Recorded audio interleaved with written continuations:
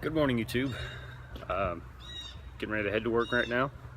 I got about an hour drive from where I live because of all the traffic that's there in the morning.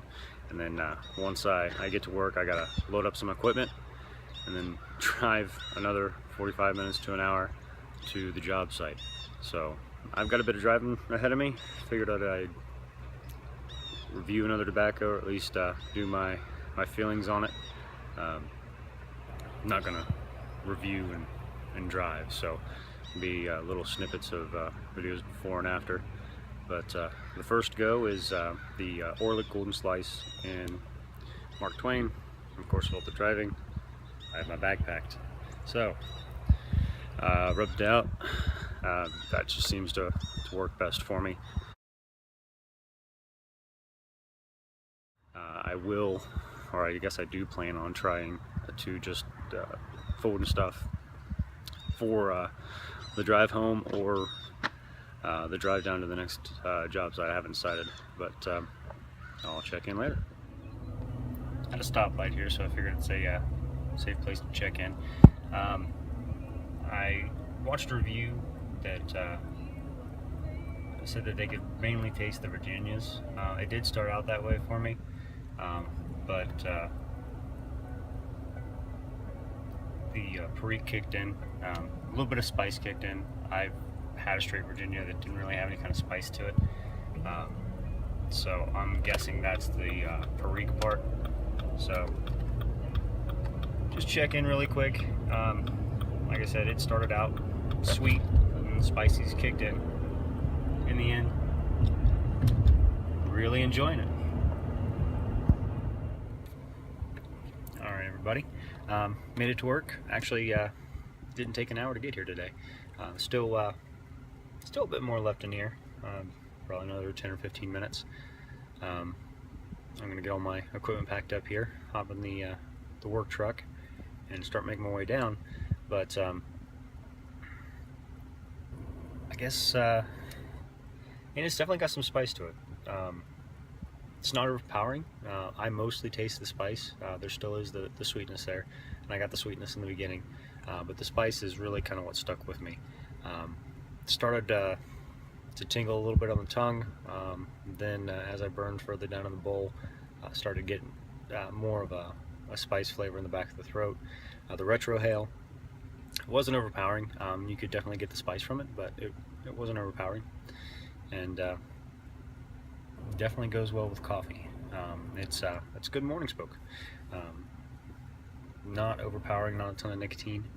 I'm not a big fan of a ton of nicotine. My tolerance has built up a little bit because of the scars I've smoked in the past, but I can still you can still tell when that nicotine kicks in. So it did get a little hot. I did set it down once just to let it cool down a little bit. It's probably because of the type of pipe I'm using. If you look inside, the Mark Twain, the bowl is not tapered, but the pipe itself is, so it's thicker on the top, thinner on the bottom. So as you get further into the smoke, it does get a little warmer. Could be the pipe, could be the tobacco. I brought my GBD with me, the briar, and that's what I'm going to smoke it in, probably on the way home. I don't think I'm going to put them back to back, so I'll catch that on the way home tonight. And it's actually thin on the top and thicker as you get down to the bottom, so I'll show that to you when I check back in after a day's worth of work. Alright guys, I'm back. Got down here to Circleville. Actually, I thought I was only going to have 10 or 15 minutes left in it. It lasted the entire 45-minute drive down here to Circleville. So I'd say I got about 90% of that flake rubbed out and into that pipe. So that lasted quite a while. I mean, you're looking at an hour and a half. That's value right there. You know, I haven't counted to see how many flakes actually come in a 50-gram tin, but I mean, you could break a flake in half and get a really decent smoke out of it. So, I mean, it's definitely got a lot of value to it. It wasn't that expensive. It was just over $6. It was on Pipes and Cigars for their summer sale. So I didn't really look to see what the normal price was, but I mean, it's definitely got some value to it. The spice stuck with it the whole way. There was still that hint of sweetness. I smoked it down until you get that ash taste. I mean, I enjoyed it that much to push it that far down. It burnt down to a really fine ash. I mean, the whole thing burnt awesome. I took a little picture of it, and I'll put it in here after this clip, just so you guys can see it's burnt down to next to nothing. I mean, I've had a few that just didn't burn well. They were too wet or whatever, and I'd go to empty out the pipe, and there'd be all kinds of tobacco in the bottom of the bowl. But it seems that when the tobacco is well made and just high quality, that it burns down to a nice fine ash. So it was good to see that. Enjoyed it all the way through. Gonna get to work here, and I'll check back in after work when I go to pack up the. It's actually I looked at it. It's the GBD is it's called a Conquest. So I'll get that thing packed up, and I'll give you a little comparison between the two pipes before I pack it up and attempt the fold and stuff. It hasn't worked well for me, but I'm going to try. Alright, see you guys in a bit. Evening, YouTube. Just finished up work, got back to the shop, dropped everything off. Heading home, got everything packed up, ready to go. Since the other one lasted so long, I actually only packed half of a piece there, half of yeah, you know what I'm talking about. Anyway, broke it in half since the last one took like an hour and a half. Traffic shouldn't be that bad, so this should last me half an hour, 45 minutes. Did the fold and stuff method. Lit up really good. Didn't stay lit though. Oh well. Light it back up. Head home. Basically, I'm just going to see if flavors change at all, going from cob to a briar, and from rubbing it out to just the fold and stuff method. So I'll check back in when I get home. All right, guys. Just got home. Walked in the door. Got a package. I'm not going to do a separate video about that. We've talked about it enough in the last couple of videos. And everybody watching this video already knows what I was getting. Smoked the Orlik on the way home and on the way to work today. Get out of here. That's what I get for not being ready. Smoked it on the way in and on the way home. On the way to work, I rubbed it out. Don't laugh at that.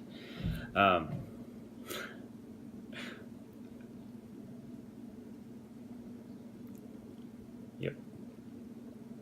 It's been a fun day at work. Rubbed it out and burned to a nice fine ash. Smoked great. Had that peppery taste. I'm sure you just heard that, because I haven't had all the videos together. Did the fold and stuff method on the way back. Only did half a slice. Yeah, I'm just batting 1,000. Anyway, only folded up half of it, put it in here. Did make it all the way home. Actually, right before I pulled in, started to get that ash flavor. I do smoke mainly vapors in this pipe. It's got a really big bowl on it. Really big bowl. I mean, there's like almost no edge to the top there. And it is a big freaking bowl. Anyway, the pepper was almost overpowering. It took over, everything. So I don't know. It's just like I said, with this here being vapors, it's already has a lot of perique probably absorbed into the briar. So when I went to smoke this, the perique stood out a lot more in the briar than it did in the cob, just basically because it's briar. And I had just Navy Flake and others that have a lot of perique in them, that probably has a lot more perique in it than the Orlik does. So it just it was almost too much for me. But the pepper did definitely stand out more on this. So just based on that, I guess the recommendation would be, if you like pepper, if you just like the way that it feels on the back of the throat, definitely shoot for a briar. If you're looking for more of a balance, a little bit of pepper, but that sweetness that's still there from the Virginias, maybe try it in a cob. Didn't really get, it got warm, but not too hot. Being that I only put in half of a slice there, it only went halfway down the bowl here. Excuse me. So there you go. Hopefully this helps somebody out. Everybody that's watching this right now has more experience than me. Alright, fellas. Might as well go ahead and show this to you. If you haven't already gone into it, the Tobacco of the Month for the Tobacco of the Month Club, two friends, Redwood, might start trying this tomorrow. Probably just keep notes. I was thinking of making a couple different videos, initial impressions, a couple bowls in, a couple bowls in, that kind of thing. But I'm thinking I'm just going to keep a little journal, make one video in the end. Rob Bills, if you're watching this before I get a chance to talk to you, if you're having a hard time finding this, just let me know, man. I'll divide this 10 in half and send it your way, brother. Aside from that, I hope I didn't miss anything. Be blessed, YouTube. I knew I was forgetting something. There was one more thing. It's just because I am not sure Ozark Hillbilly understands how close he gets to that camera. So I'm going to hit play, and you're going to see what I see when we're watching his videos. What's up, YouTube? He's diving into my living room. All right. What's up, guys? I'll talk to you guys later.